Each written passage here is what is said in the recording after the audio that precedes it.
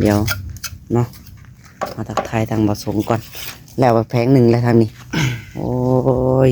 สบายดีบ่สงพี่น้องเอ้ยพากันใส่แต่เศร้าไปเลยพี่น้องเนาะเพิ่นเอาปอกแปกอยู่นี่แหละคอยก่อกันไปเนาะเดี๋ยวก็แบ่น้องหลาก็ได้ลูกเลยพี่น้องเนาะได้มาอีกตัวหนึ่งตัวนั้นรอมานะย่าลูกตัวนั้นบอกเขาเรียกพี่น้องบ่รอดแล้วเห็นยุงมาชมในละขวดเลยละเมื่ออีก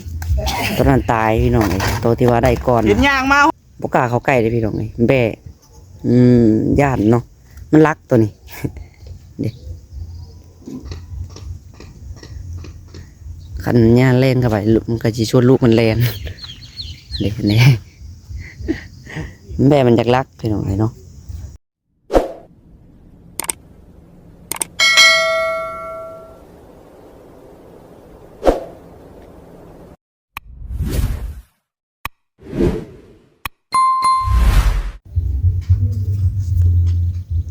กราบสบายดีเนาะทักทายสบายดีแม่FCเบิดสุขูสู่คนเนาะบ่ว่าสิเป็นพี่น้องฝั่งไทยพี่น้องฝั่งลาวเนาะทางต่างประเทศพี่น้องเลยมาพบมาพอกับท่านน้องหลายอีกเด้อเนาะก็คือในมื้อนี้พี่น้องเอ้ยก็อยู่ที่นาเฮือนนาซานน้องเคยทองคือเก่าเนาะยังไม่ได้ไปใส่พี่น้องเอ้ยยังเศร้าอยู่เนาะก็ว่าสู้กันก่อตอนนี้แหละพี่น้องเอ้ยเดี๋ยววันแดดมาละเห็ดบ่ได้เนาะมันอากาศช่วงนี้ป้าตัวพี่น้องเอ้ยฮ้อนหลายเนาะฮ้อนโคตรจะฮ้อนเลยพี่น้องเอ้ยตอนทิ้งเทียงมานี่ใบไม้นี่จนหยบเบิดจนเหี่ยวเบิดพี่น้องเอ้ยความฮ้อนของมันแล้วก็มื้อนี้พี่น้องเอ้ยสิชวนมันก่อก็มันแข็งมันหยังแล้วก็ถามน้องที่ท้องเพิ่นเนาะเพิ่นจะเอาดินมาใส่ติมาเข้าบัดนี้หรือว่าควัดเอาแถวน้องซ่านนี่แหละเนาะพี่น้องเนาะในการเลือกโคนลังค่าพี่น้องเอ้ยมื้อนี้ก็ย่านบ่ได้เข้าไปซื้อดอกพี่น้องเนาะพังเบิ่งพี่น้องเอ้ยเพราะว่าอีกอย่างก็สิขึ้นไปบุญนี่แน่พี่น้องเนาะบ้านบ่สงเพิ่นเนาะบ้านตะเก่งพี่น้องเอ้ยเพิ่นเฮ็ดบุญบั้งไฟมื้อนี้เนาะน้องเถื่อน้องดามีโอกาสก็จะได้ถ่ายคลิปให้FC เบิ่งเนาะเป็นจังไดแน่พี่น้องเอ้ยภาพบรรยากาศบุญบั้งไฟปีนี้เนาะสิมวนคือปีก่อนนั้นบ่เนาะจังไดก็ได้เนาะเดี๋ยวไปเบิ่งน้ำกันพี่น้องเอ้ยน้องพี่ทองกำลังก่ออยู่นี่แหละเนาะก่อนเพื่อนพี่น้องก็ก้อนหนึ่งเนาะแป๊บเดียวก็คือน้องหนานั่นแหละก็แล้วก็มันแข็งมันยังแล้วก็เสียหาดินมาเข้าเนาะเอาดินมาใส่เติมพี่น้องเอ้ยทางมาส่งน้องตีทองเพิ่นพี่น้องเอ้ยขอแต่จะเศร้าเพิ่นแหละเนาะเดี๋ยวไปเบิ่งน้ำกันพี่น้องบัดนี้สำหรับโครงขอวันค่าพี่น้องเอ้ยเนาะ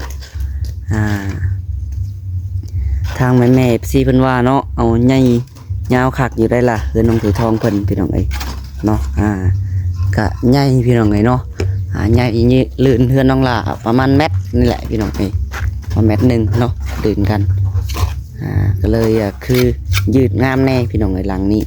เนาะเดี๋ยวเนาะมาทักทายทางบ่สงก่อนแล้วแพงหนึ่งแล้วทางนี้ โอ้ยสบายดีบ่สงพี่น้องเอ้ยพากันใส่แต่เศร้าไปเลยพี่น้องเนาะเพิ่นเอาปอกแปกอยู่นี่แหละคอยก่อกันไปเนาะ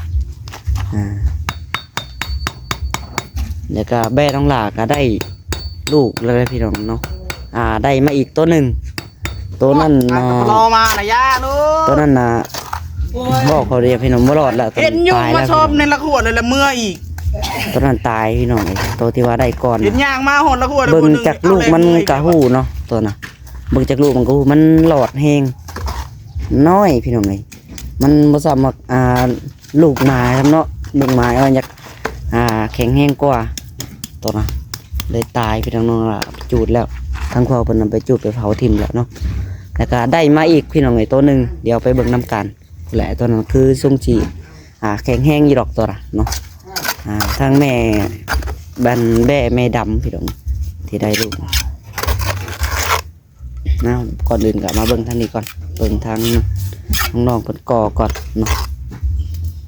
โอ้ อ้ยทางกระแปะก็มาพอดีบาด พูดหน่อยเนี่ยธรรมดาได้ป่ะได้ ใส่น้ำอีกกระแปะได้บ่ เอาเหนียว พี่น้องเอ้ยทางน้องเก็บทองเพิ่นเนาะสบายดี สบายดี โอ้ต้องทางกระแปะบาดเนาะหากระมาเพิ่น แต่งตัวเป็นวิธี เตรียมจะไปเล่นบุญบ่ แต่งตัวมานี่แล้ว อ่ะ ก็ปูนต่อจำได้ใช้ปูนเก้าละ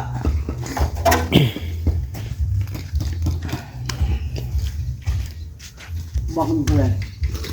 หึ นี่นะ เอาเฮ็ดเรียกซะวันนั้นน่ะเรียกรถ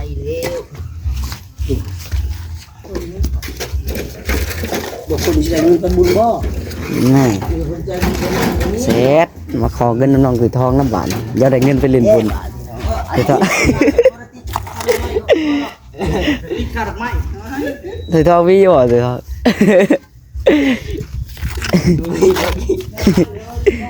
บ่มีจ้าดิไปกับขี่รถไปอันนั้นขี่ไปน้ำก็พอแล้วติดรถไปน้ำก็พอแล้ว เมื่อไหร่ล่ะติดรถไปนำก็พอเนาะ ติดรถไปน้ำแล้วก็พอเลยไปติดรถก็ให้นั่งตีนมัน นั่งติดรถบ่ น้ำมันมันแพงดิไม่กี่ น้ำมันแพง อยากกระตาไม่ได้ขี่รถก็ให้นั่งตีนมันมันแพงสุดนั่งใส่ที่มันเจ้าแล้วกันลงมาบ่ยันเขาเว้นต้องนั่งตีน มันละมาเบิดมาปกติแหละพี่น้องแต่ก็ราคาก็สีสูงในหน่อยหนึงเนาะทางบ้านน้องหลานี่ประมาณ40ปลายพันพี่น้องนี่ต่อลิตรหนึงในปั๊มก็แพงในขวดในกระตุกตามบ้านในแห้งแพงพี่น้องขนาดในปั๊มยัง40ละเนาะ40ปลายละ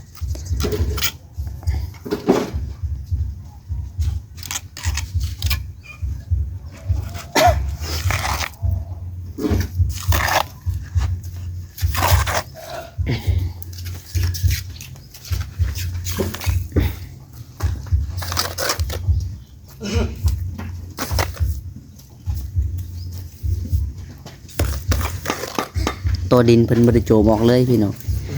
จะได้ก็ได้โจมคือเก่าเนาะ พอแล้วยังโจมออก รถวางรถ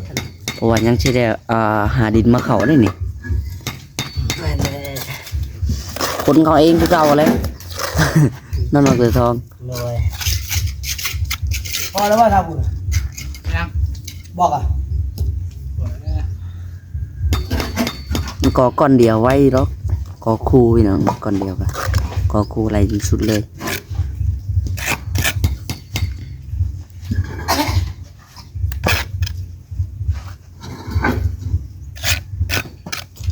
ประยุกต์โลกแม่บอกครูนวดใส่ไว้ไม่ได้ก็จะกันจะประยุกต์โลก คันเฮาจับระดับกะไปอีกแบบนึง แต่กะพืชเฮาก็บ่ได้แม่นแล้วเฮาจับระดับเฮาบ่ได้ก็ต้องได้ขุดแหละคันมันสูงโพดกะคันมันต่ำโพดก็ต้องได้ดื่มเท่านั้นแหละ อันนี้ก่อไปตามเสาเลยพี่น้องแต่ก็ได้อยู่ดอกเนาะสามีก็ได้ตอนเราเทพืชเฮาก็ไล่ระดับเอาเท่านั้นเนาะเอาระดับบาทเดียวแล้วก็แล้วตอนเราเทพืช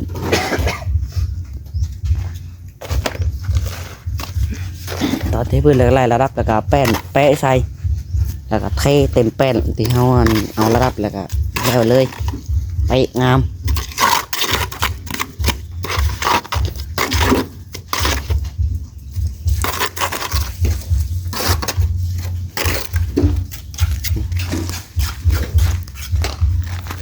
ทางมาส่งเราก่อไว้ได้พี่น้องเลยเนาะมีแต่ก่อนติดกันเบิดเนาะ คนไปหาเรื่องแต่ก่อนติดกัน ก่อนวันเดียวสองก้อนวันเดียวสองก้อนล่นลงคือท้องเอ้ย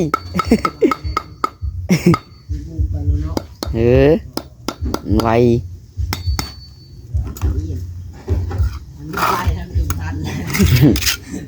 มาทำลายมีชิเต้เป็นเลยตัวนั้น เอาเดี๋ยวไปหลอกเบิกแบกก่อนพี่น้องเลยเนาะ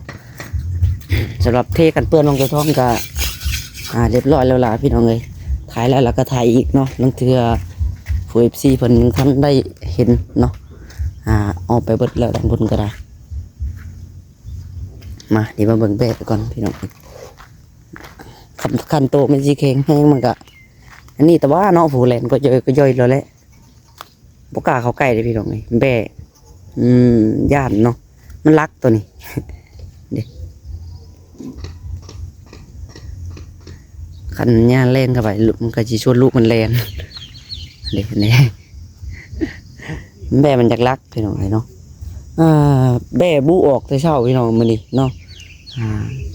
ขอโทษขออภัยหลายๆมันหัวบ่อยู่เนาะ มันบูออกเมื่อกี้นี่บูออกเมื่อเช้านี่พี่น้องจากมันบูทาได้ละตะปูรุดบ่งั้นตะปูรุดลงเกาะเลยพี่น้องแต่ละเทือก็ไม่ได้ออกดอกเนาะ สำหรับตัวนั่นที่ว่าได้ก่อนนะพี่น้องตัวน้อยนั้นได้นะตายแล้วพี่น้องเนาะลูกมันเนาะตายแล้วถือว่าเบิ่งก็ฮู้พี่น้องเนาะน้องหลาก็จักสิเลี้ยงว่าใดซื้อนมซื้อหยังมาให้ก่อนมันบ่เป็นช่วงสิใหญ่ดอกเนาะมันกินนมฮอดบ่เป็นมันน้อยแต่มันหลอดโพดมันก็เลยตาย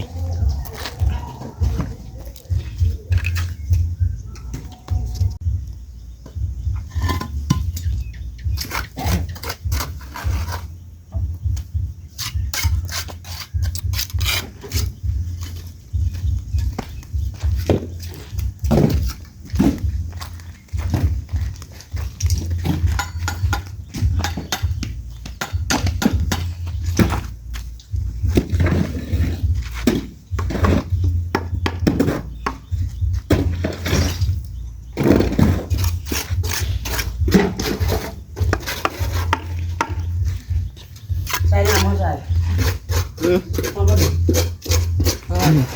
ฮอดจะระวังรถไถนี่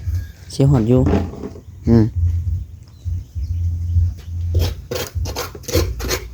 เครื่องของการชิหกนี่พี่น้องเพราะว่ามีแต่เครื่องอุปกรณ์ก่อสร้างได้แถวนี้เนาะมาลงตรงติงอยู่พี่น้องจักไม่จักตอกจักหลังร้านได้เนาะบ่เนาเห็นเรียกไง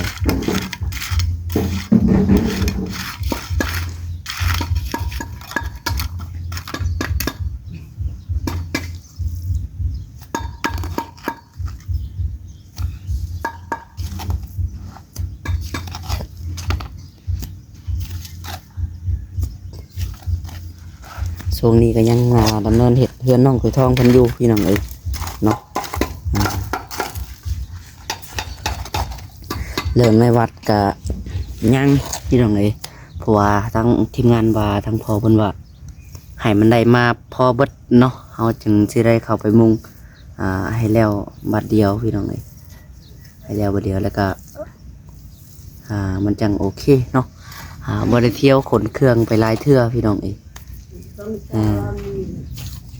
เพราะว่ามื้อนั้นกับป้าเครื่องแป๊บเดียวก็ยังเครื่องเสียละพี่น้องนี่เฮาแต่ว่ามุงบัดเดียวแล้วก็แล้วบัดเดียวแล้วก็แล้วเลย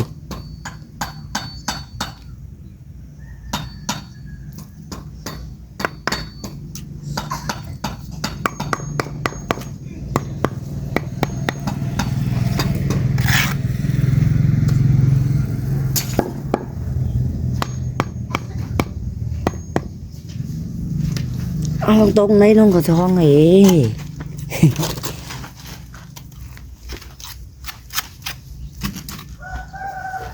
ยนอกไปอีกว่าก็ไปอยู่น้ำเลย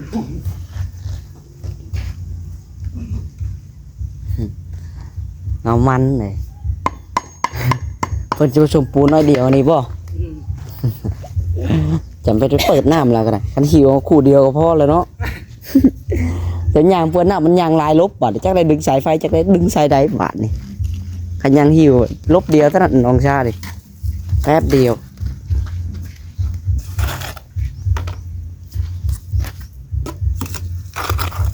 สอบนึงได้หลายตื่นเนาะ จักแล้วจักถอดมันกล่าวพอได้หลายปานใดเด้จักว่าแล้วจักศพหนึ่งยังหลายบ่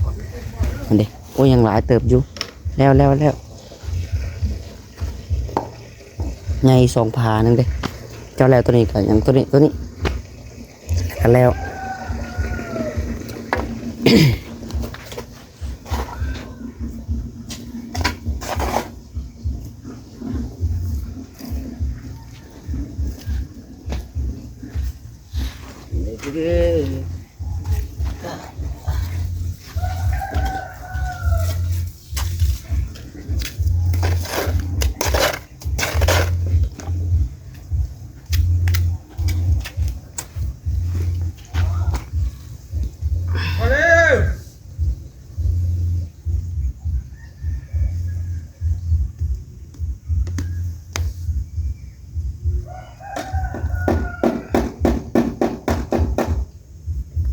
โอเค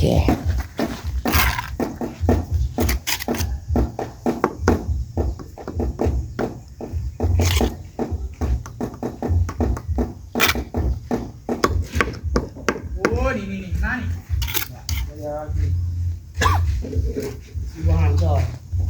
เริ่มมาจากน้องหวานเลยนะ เช็ดมองหน้า ป้าลงเลย มาก็เนี่ยเปลี่ยนดิ โอ้ยอยากยกพอดีป้าลง ก็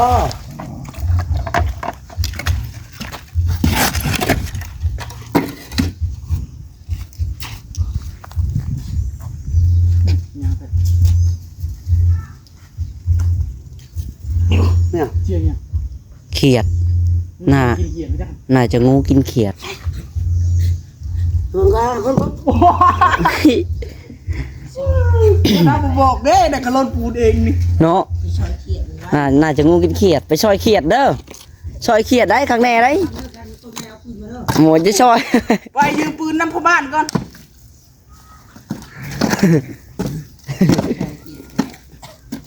เล่นเลย สร้างเพื่อไปเดี๋ยวนี่สร้างหลายซ้ำเพื่อแปะระวังสร้างเด้อ จบอีกได้เพิ่นงูตะแห่ไปเอ้ยงูกินเขียดแล้วไปซอยเขียดก่อนแล้วอะ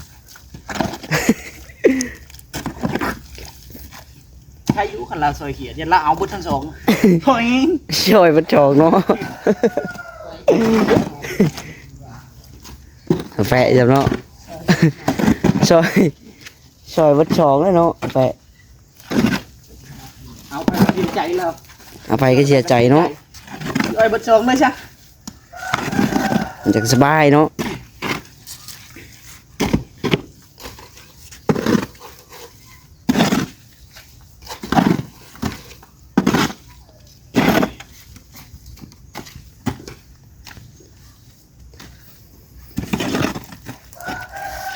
ไปซะพี่น้องเนาะโอเคสำหรับคลิปนี้ก็ได้เนาะ